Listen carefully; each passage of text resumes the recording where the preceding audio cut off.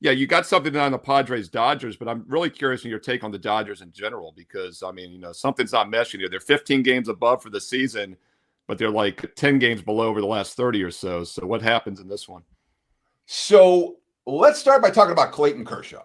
All right. I'm looking right now at the Odds Logic live odds screen. And if you haven't tried it, guys, really, I'm a big fan, all right, of having a live odds screen open pretty much 24/7 on my other monitor. I just keep it rolling, and it gives you a good sense of what the markets are doing, tells you when you have to get down. It speaks to where the sharp money is going. It speaks to where the public's money is going. It really is a valuable tool.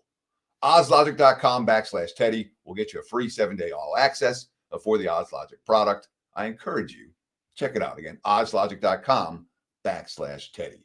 But looking at that Odds Logic live odds screen, I'm seeing LA anywhere from -170 to -185 at some books. Total sitting 9.5. There are a couple of books that are in 9 juice to the over. And I want to start talking about Clayton Kershaw. We got Kershaw versus pitcher X for San Diego tonight. Kershaw, obviously a first ballot Hall of Famer, but he's 37 years old. He's coming off a season-ending injury last year. He's got 14 starts. He hasn't missed a single turn in the rotation since getting back off the IL in May. And he's thrown 2 gems in August, 12 innings pitched against the Rays and the Blue Jays, only 1 run allowed in those 2 games combined. But the advanced metrics for Kershaw are concerning. They're real concerning. His strikeouts are way down, 17 over his last 33 innings pitched in his last 6 starts since July 1st. He's got a rough track record versus current Padres. 828 OPS, a decent 144 at-bat sample size. Multiple Padres have had great success against him, including Manny Machado and company. The bullpen behind Kershaw is an absolute train wreck right now, all right? They made 1 acquisition at the trade deadline. They brought in Brock Stewart, and he's got a sore right shoulder. You got Michael Kopech and Tanner Scott and Kirby Yates all on the injured list still. This team's 10-14 since the All-Star break. They've allowed the go-ahead run in the 8th inning or later in 4 of their last 5 losses. They're 12-21 their last 33, a 2-7 skid going to the break. So it's not a little slump for LA. They stink right now. And this is a team with nothing to prove in August. The bottom of the orders, Muncie's back on the DL. They're getting nothing from 6, 7, 8, 9, an order that was, they were getting great production from the bottom of the order for extensive portion of this season. That hasn't happened of late. And then the quotes. Here's Mookie Betts. It's not like these guys aren't going out there and giving it their all. Sometimes you just don't get it done. I think it's encouraging to know that we're giving ourselves a chance to win every night. So it's not like we're going out there and just laying an egg. Sorry, that's not the quote I want. I want the quote of, we're freaking pissed. We're freaking hungry. We've gotten our asses kicked for weeks. Let's step up.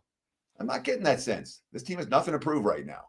The Dodgers, 5-2 against the Padres this year. They knocked the Padres out of the playoffs last year on their way to winning the World Series. This San Diego team has a lot to prove in August. And by the way, they're the hottest team in baseball right now, 14-3 their last 17 games. Just like last year, surging after the All-Star break. I don't care they don't have a starting pitcher tonight. Yeah. Originally it was going to be Michael King. They just called up Randy Vasquez from AAA El Paso, who's, again, he's not an ace. He's not anyone the markets are going to be excited about.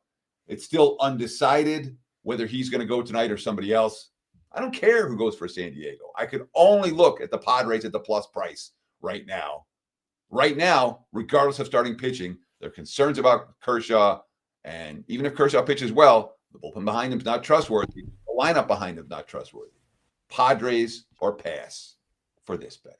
Of course, you can get Teddy's baseball best bets at Wagertalk.com. Teddy talked about opening line report every Monday. It's must-see TV.